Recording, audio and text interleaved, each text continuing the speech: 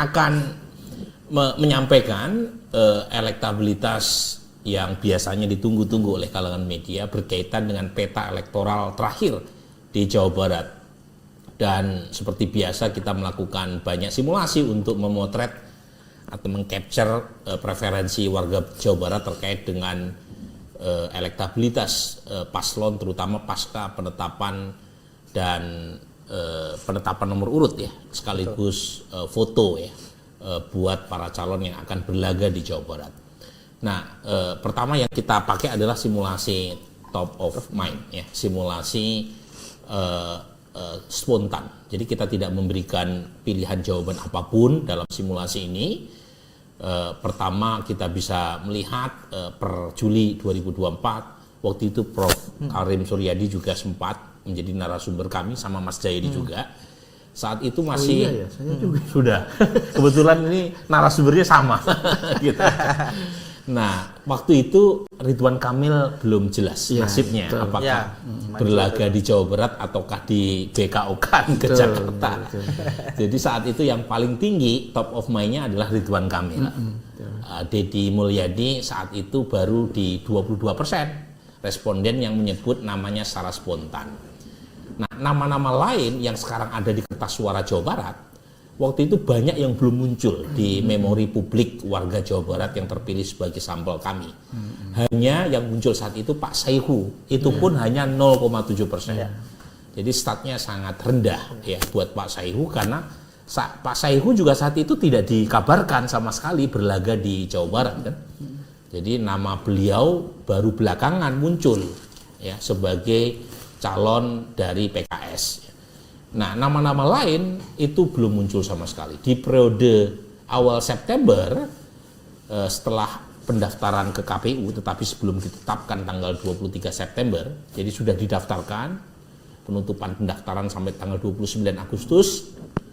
Nah, itu terlihat warga Jawa Barat langsung melirik Deddy Mulyadi, terutama basis pendukung Ridwan Kamil.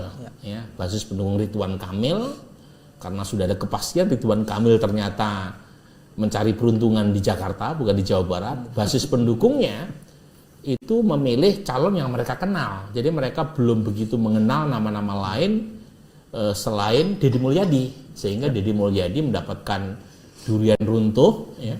Suaranya secara top of mind naik hampir 2 kali lipat dibanding periode survei bulan Juli. Nah, itu kira-kira ya. Nah, di survei terakhir dalam simulasi top of mind masih ada kenaikan buat elektabilitas Deddy Mulyadi, tetapi slope kenaikannya mulai melandai. Ya, lain dengan periode Juli hingga September. Nah, bagaimana dengan nama-nama lain? Nama-nama lain misalnya Pak Saihu yang memulai dari baseline yang rendah di bulan September hanya sekitar 2,2% yang menyebut namanya secara spontan. Di bulan Oktober itu naik cukup lumayan menjadi 9,2%.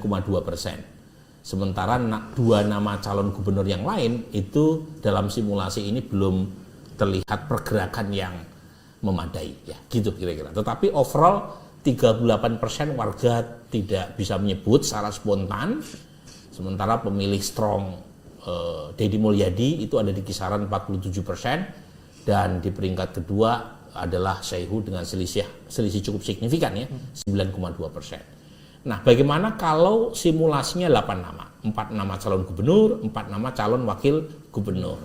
Polanya tidak berubah ya, polanya tidak berubah. Jadi terlihat di situ Deddy Mulyadi masih unggul, tetapi keunggulannya mulai terkoreksi ya dibanding bulan September. Jadi di bulan September 74%, di bulan Oktober menjadi 70,3%. Memang ada penurunan, tapi penurunannya masih dalam margin of error. Tapi ini juga sekaligus mengirim semacam alarm ya kepada tim Deddy Mulyadi, karena pemilu masih ada sekitar 40-an hari. Tren penurunan ini meskipun masih dalam batas-batas yang belum mengkhawatirkan, tetapi patut untuk diwaspadai. Sementara Ahmad Saihu itu ada peningkatan, tetapi peningkatannya terlalu landai ya, untuk bisa menyaingi Deddy Mulyadi. Dari 10 menjadi 12,6% dalam simulasi 8 nama.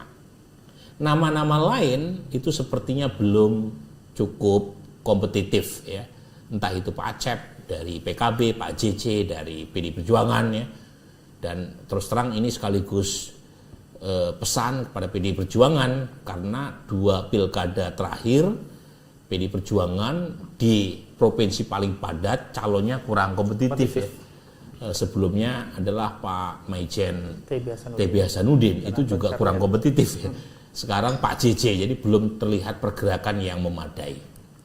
Nah ini 4 nama calon gubernur konsisten dengan sebelumnya ya.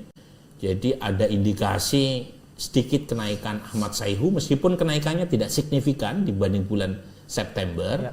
Dan ada indikasi elektabilitas dari penurunan mengalami tren agak negatif meskipun penurunannya juga lagi-lagi tidak signifikan, tetapi kalau tidak segera diatasi maka bisa menjadi isu ya. Meskipun memang jarak pemilu makin lama makin dekat ya. Jadi musuh Pak Sayhu adalah waktu ya. Mungkin atau tidak ya mengejar ketertinggalan di saat pilkada tinggal 45 hari dan di saat geografi Jawa Barat itu relatif sangat luas, penduduk banyak ya. Jadi penetrasi, mobilisasi tim memang punya constraint struktural berbeda dengan Jakarta ya Mas Jayadi ya.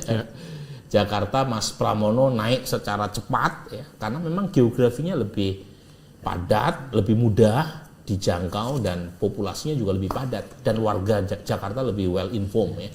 Bisa dikelilingi naik angkot sehari. Itu dia bisa muter-muter udah sampai itu dari ujung utara ke selatan. Kalau Jawa Barat kan lebih susah ya Mas Jayadi ya. Nah ini juga kita temukan mengapa, nanti kita akan jelaskan mengapa elektabilitas Pak Sayhu naiknya tidak signifikan. Karena kenaikan popularitasnya dibanding bulan lalu cuma 5%. Dari 24 ke 29. Jadi lagi-lagi faktor struktural, orang nggak mungkin milih kalau nggak kenal. Nah nanti mungkin bisa dicek tuh setelah ada debat calon gubernur, ada atau tidak peningkatan popularitas Pak Acep, Pak JJ juga lebih rendah lagi tingkat kedikenalannya. Jadi memang ini terus terang menjadi indikasi presiden pertama ini, Prof. Karim Suryadi ya. Biasanya di Jawa Barat itu kompetitif. Dan jangan lupa pemenang pilkada di Jawa Barat umumnya tidak lebih dari 40%. Ya. Entah itu Ridwan Kamil, entah 30, itu Ridwan Kamil cuma 30-an. Yang terakhir RK 35 atau 34 gitu ya. Memang ini perlu dites lagi karena surveinya juga dilakukan kurang lebih 2 bulan sebelum pilkada. Nah, ada indikasi terbaru di mana Ahmad Sayhu mulai merangsek tetapi tidak cukup meyakinkan ya. Karena lagi-lagi kenaikannya perlu kita uji lagi nanti ya.